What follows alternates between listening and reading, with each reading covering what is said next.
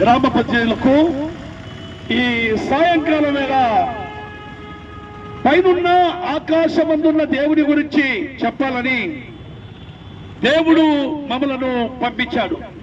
మీరు సర్వలోకమునకు వెళ్ళండి, సర్వ సృష్టికి సువార్తను ప్రకటించండి. ఆకాశము నా సింహాసనము, భూమి నా పాదపీఠం అంటున్న దేవుడు, ఆకాశాన్ని కలగజేసిన దేవుడు, భూమిని కలగజేసిన దేవుడు, 84 లక్షల జీవరాశులను కలగజేసిన దేవుడు, నిన్ను నన్ను కలగజేసిన దేవుడు. ఆ దేవుడు సెలవిచ్చిన మాట ఏంటంటే, పైనున్న ఆకాశమందు గాని భూమి క్రింద ఉన్న మనుషులందరిలో గాని ఏ నామమున రక్షణ లేదు.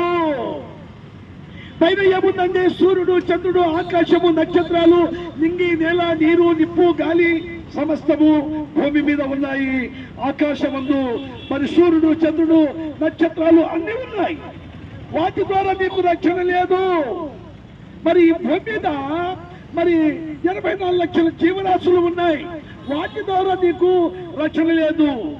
మరి నీరు ఉంది, అలాగే గాలి ఉంది, అలాగే సూర్యుడు ఉన్నాడు, చంద్రుడు ఉన్నాడు. వాటి ద్వారా నీకు రక్షణ లేదు. కానీ ఇదిగో యేసుక్రీస్తు నామమున నీకు రక్షణ.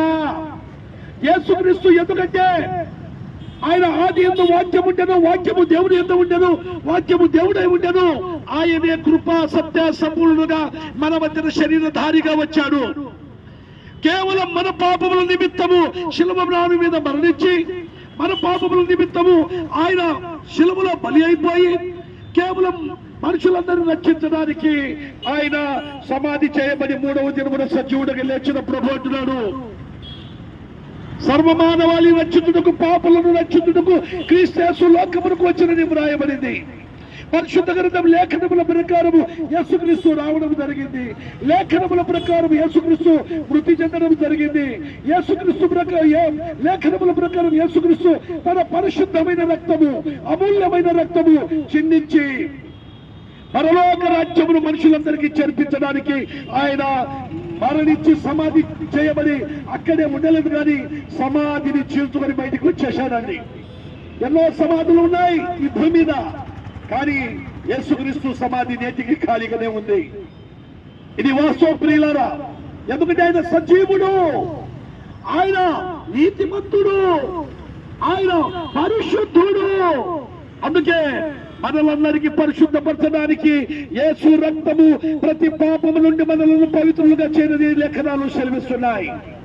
మరి ఎడ్ల రక్తము చేత గాని, మేకపోతుల రక్తం చేత గాని, గొర్రెల రక్తం చేత గాని, ఏ రక్తము చేత నీవు పరిశుద్ధపరచబడి ఉండలేవు. కానీ నీవు నీతిమంతుడైన యేసుక్రీస్తుని రక్తము చేత నీవు పరిశుద్ధపరచగలవు. అందుకే పైనున్న ఆకాశమందు గాని, భూమి క్రింద ఉన్న చెరువులు గాని, భూమి క్రింద పాతాళమందు ఉన్న జలముల యందు గాని వేటి ద్వారా నీకు రక్షణ లేదు. నీకు రక్షణ అనుగ్రహించడానికే యేసుక్రీస్తు ఈ భూమి మీదకి పుట్టాడు. యేసనగా రక్షకుడు. ఎవరండి?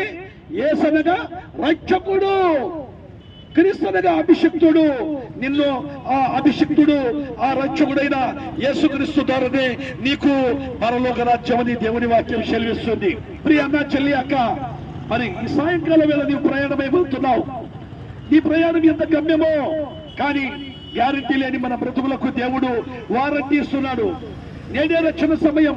ఆలోచించిన నరకము, అగ్నిగుండము, పాతాళము వాటిని తప్పించుకొని పరలోక రాజ్యం చేరాలంటే ప్రభు ఆ పాపినైనా నన్ను క్షమించమంటే ఎంత ఘోర పాపికైనా క్షమించి పరలోక రాజ్యము ఇవ్వడానికి వచ్చిన గొప్ప మహనీయుడని ఈ కర్నూలు పట్టణ వాస్తవులకు ఈ సాయంకాలం వేళ, ఈ చల్లటి దినమందు మీరు ప్రయాణిస్తున్నారు. మీ ప్రయాణాలను దేవుడు దీవించాలని, మీరందరూ మారు మనసు పొంది, పాప క్షమాపణ పొంది పరలోక పట్టణమునకు వారసులు కావాలని దేవుడు సెలవిచ్చిన సువార్తను మీకు మీ దగ్గర తీసుకుని వచ్చాము. ఇది మంచి మాటలండి. ఇది కులము, మతము మార్చే మాటలు కాదు. ఇది మార్గము, సత్యము, జీవమని ప్రభు పరిశుద్ధ గ్రంథం బైబుల్ సెలవిస్తుంది. యేసుక్రీస్తు ప్రభు కొందరికి దేవుడు కాదు కానీ అందరికీ దేవుడుగా ఉన్నాడు. అందరి కోసం బలి అయిపోయాడు. మరణించి శిలువలో రక్తం కార్చి మరణించి సమాధి చేయబడి 3వ దినమున సజీవుడిగా లేచిన ప్రభు నిన్ను పిలుస్తున్నాడు. నేడే రక్షణ సమయం. యేసుక్రీస్తు ప్రభు అని నీ నోటితో ఒప్పుకుంటే అప్పుడు దేవుని నీటి వారు రక్షణ పొందుతారు. ఇది అనుకూల సమయం. మిమ్మల్ని దేవుడు దీవించి ఆశీర్వదించుగాక. మీ కొరకు ప్రార్థన.